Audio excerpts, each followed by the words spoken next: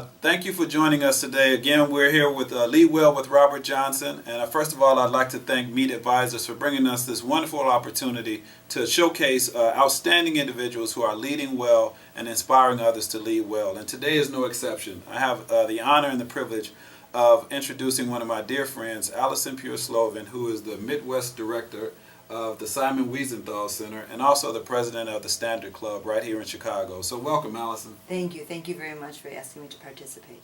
So tell us a little bit about yourself. Share with the audience kind of a little bit of your background and how you came to be at the helm of both of those exciting positions.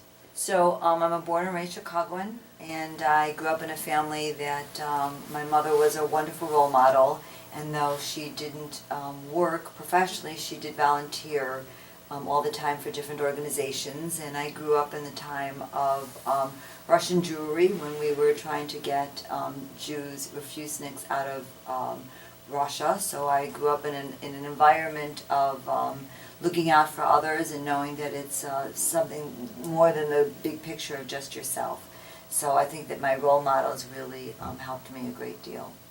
And the time frame of when I grew up, though originally my career was a television producer at WMAQ-TV in Chicago, and I had the privilege of working in non-news department and producing documentaries and children's programming, which was an extraordinary experience. But I knew I needed to do more with my life than just that.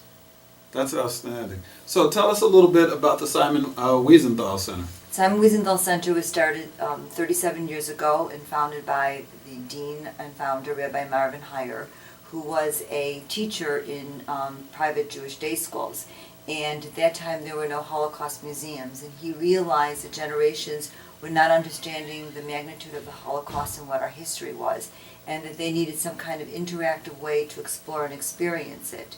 And Simon Wiesenthal, though he lived in Vienna, was a well-known Nazi hunter who, because of him, more than 1,000 Nazis were brought to justice. And so Rabbi Heyer went to Vienna to ask him if he would allow him to create a center with his name on it. And Simon Wiesenthal said, if you would like the center to bear my name, then you have to be an activist group, because the genocide of yesterday will continue tomorrow unless we change things for the future. And we became, and the center grew, and we have the Museum of Tolerance in Los Angeles, and in addition to that, we are a renowned activist group fighting for all people. That's outstanding. Tell us a little bit more about the Tolerance Museums. They're doing some incredible work. Museum of Tolerance does do incredible work. It's an extraordinary experience. Our visitors who go through it are generally not Jewish, many school groups, and we talk about the experiences of all people. You will learn about slavery in America. You will learn about the genocide in Rwanda and Darfur. And in it, it's an interactive experience, and we put students and people in a situation where not only are they learning the history, but they're given opportunities to experience what if, and putting yourself in that place. What would you do if you were faced with? And unfortunately, as we know, right now there's a lot of atrocities that are still happening globally. Absolutely. And we should be much more aware of it. Child trafficking, slavery of women still are happening. So we have to make people and continue awareness of about what the past was and what the genocides and the atrocities to different peoples are, but what are we doing to stop it today? And some of the things that we discuss are bullying. We don't think of bullying as a critical situation, but the truth is many students are being bullied in schools, and we shouldn't ignore that. And how do we give them the tools to speak up for themselves when you're afraid? Yeah, no, I couldn't agree more. So it's amazing what you guys are doing. So again, kudos relative to that. Tell us a little bit about the Standard Club. I mean, you're the first female president of how old is the Standard Club? So the Standard Club was founded in 1869, so it's 145 years old. And I was elected as the first woman president, which is really an honor and a privilege, because I do follow in the shoes of some very wonderful men and esteemed businessmen, so I don't believe I have a place at their table, but I'm honored to have that. And it was a club that was founded by German Jews, because at the time when there were private social clubs, Jews weren't allowed to partake in other social clubs.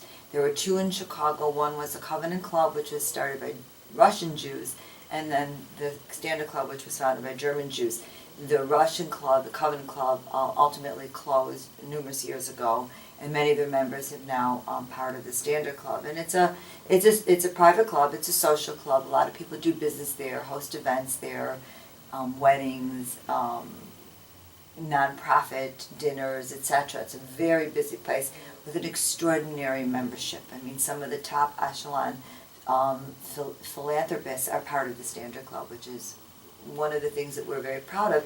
And to become a member, we do ask that people are involved, either giving charity or involved in a charity, because we believe if you're privileged to be part of a social club, you should be giving back to your community as well. Absolutely. Now, it's open to everyone, right? Is that correct? Correct. It's 100% correct. It is just a cultural club. We call it a Jewish club, but we mean it more Jewish culturally. But there are, of course, non-Jewish members, and we are reaching out to more people because we believe that it's a wonderful place for all people to come to.